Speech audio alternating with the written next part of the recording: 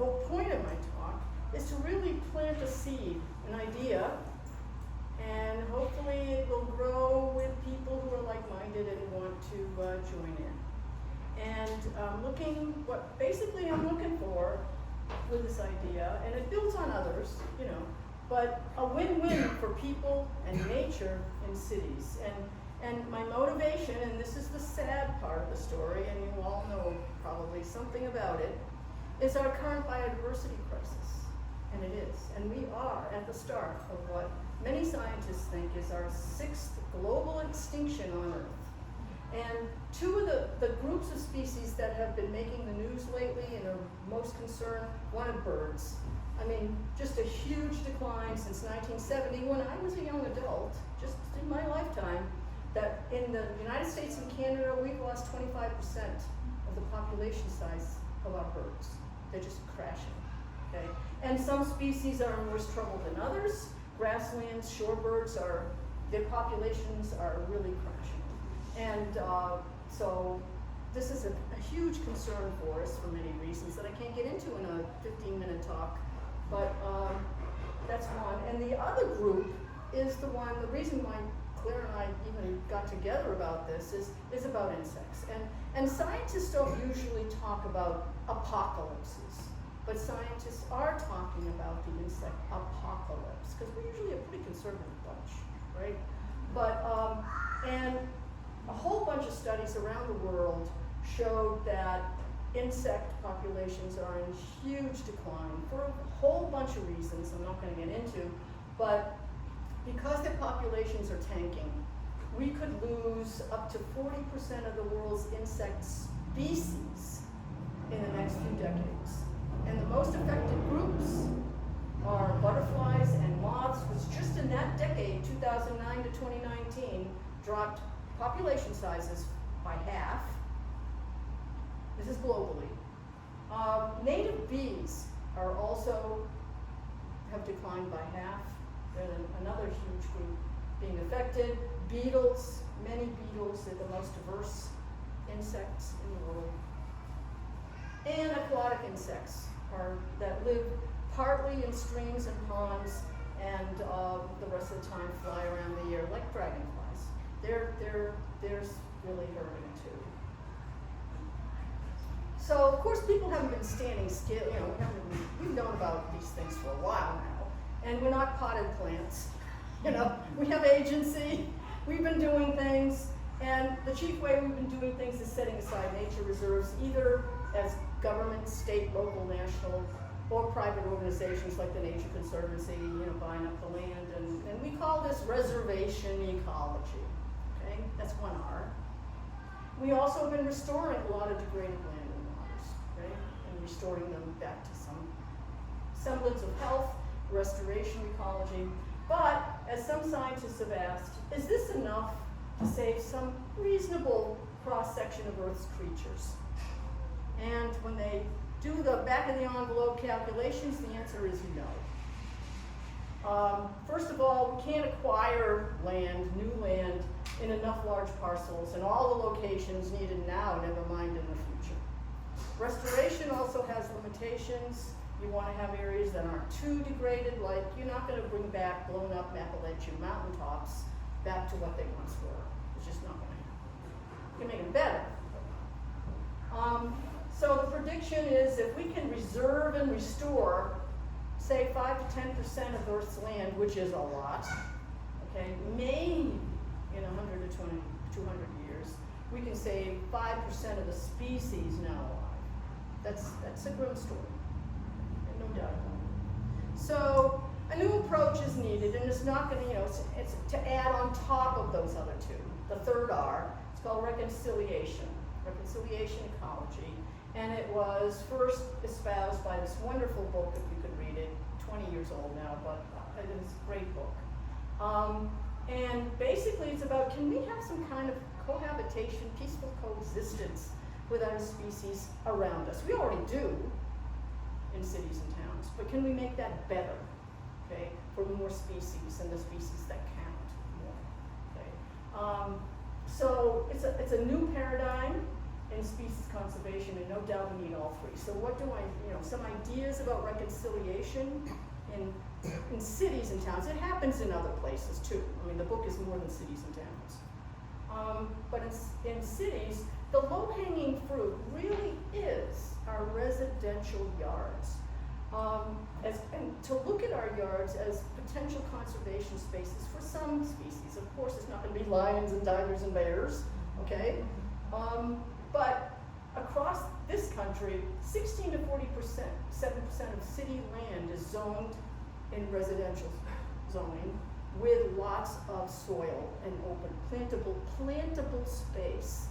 And in Jefferson County, the plantable space in residential zoned land is 36%. I had a student do this a while back. 36% in Jefferson County. Okay? And we're not asking every inch of it to be redone or rethought, but that's potential there. Okay? And you might say, oh, that's impossible.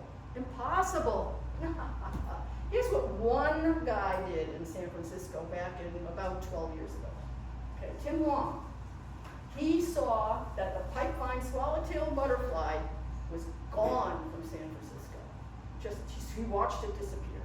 Okay, so he went out, outskirts, and got 20 caterpillars to start. Okay, then dedicated almost all of his backyard to growing pipevine. That's the host plant that the caterpillar needs to eat.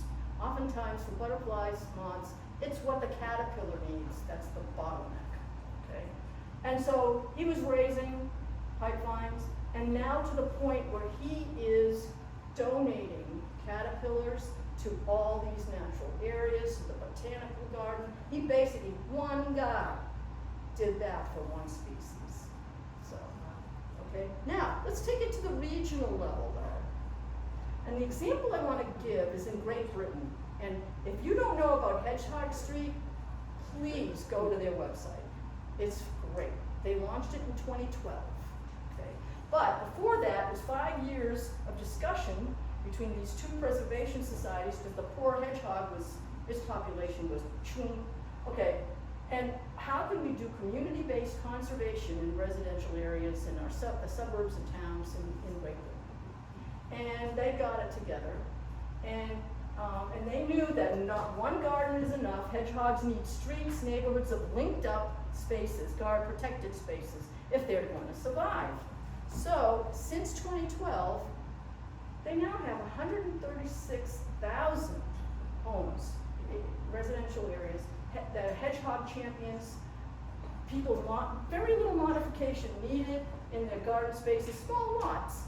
But even a developer got in on the act and made fences for his developments where it didn't go down into the ground. It left space for the hedgehogs to get under, and so they could find mates. This guy has water, this guy's got food, this guy, they need to wander around. And the latest findings they have, they're all still going down, but they're leveling off, and they're higher levels in these spaces than in the rural. Okay, so they're following up on that. So certainly, how many of you have a pollinator garden? Okay, I am so happy because 10 years ago, very few people even knew about it here.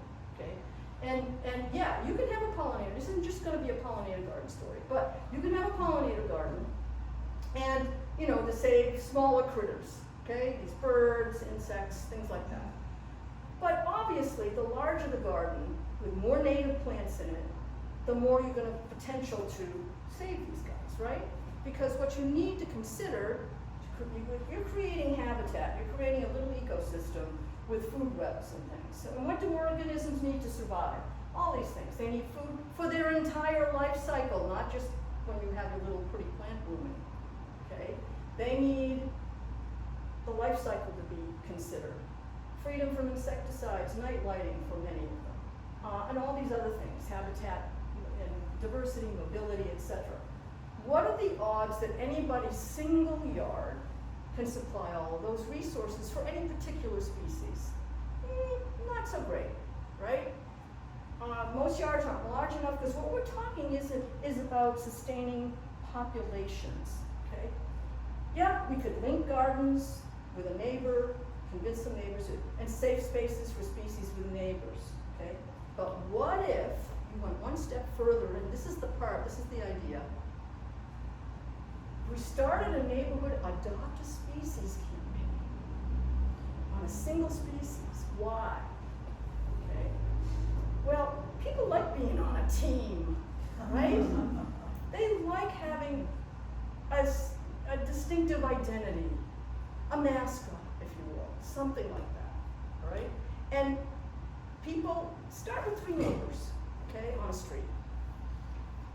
Picking a species that makes sense for them, and there's lots of online information, and also groups like Wild Ones and others that can provide support and knowledge and advice. And so you can do that. You could have, let's say, some easy ones. Adopt the eastern black swallowtail. That's what our neighborhood's gonna do. Adopt the Carolina wren. Adopt the firefly. Adopt them, okay? And you can also have species emblems, neighborhood pride, etc. I'll do a little more of that. For example, you don't even need a native plant garden to keep the eastern black swallowtail going. A little plot of land or even some big pots.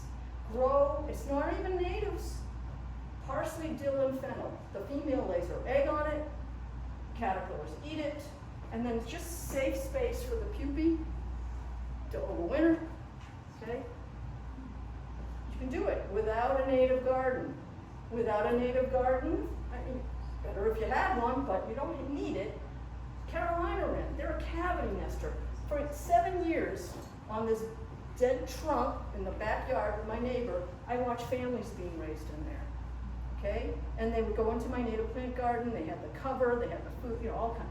But there's a whole bunch of websites talking about how to attract them to your yard and keep them there and feed them. They even nest, one guy in a boot that he left in his open garage. They were nesting in the boot, and he let them. And there's all kinds of, even planters, you could do fake planters. They'll probably nest in that if they're in safe locations. But I'm telling you, just Google, how can I attract Carolina wren to my yard? So it also has an opportunity for the community art. As yard signs at first, with just a few people. If you have a mural space, you could advertise, hey, you know, we're the neighborhood or street that supports the firefly. The sign could say, here we are, we support the firefly. Join us for more info and supply some QR code for things. I mean, you could have emblems, you could, as more and more people do it, you could advertise that more. You could even celebrate it at your neighborhood festival. That's big stuff. But you can start with yard signs to advertise and talk to people. So what's the win for people? Well, to me, it gives us a positive and joyful common ground to share with neighbors. Kids can be involved, all that, and God knows we need that right now. It can create a neighborhood identity in one way, in one dimension, and pride in stewardship of this is our biological heritage we're talking about saving here. And it sustains creation, doesn't despoil it. And so to sum up, I think we can have peaceful coexistence, reconciliation with more species among us, and that it's possible, okay, even in human-dominated landscapes where we live, work, and play, without detracting from our use of the land, because we're selfish bunch, right? It doesn't detract your use of the land. And there's a lot of, that book gives a lot of other great examples. Anyway, so my questions for you to think about and get back to me on, or ask now if it's time, how do we increase what we call societal capacity and the willingness of several to more contributors to act together? That's usually a bottleneck, okay? And in Louisville, which neighborhoods and streets might be really good candidates to start something like this? So anyway, that's my talk. Hopefully planted a seed and love to hear back from you. Thanks.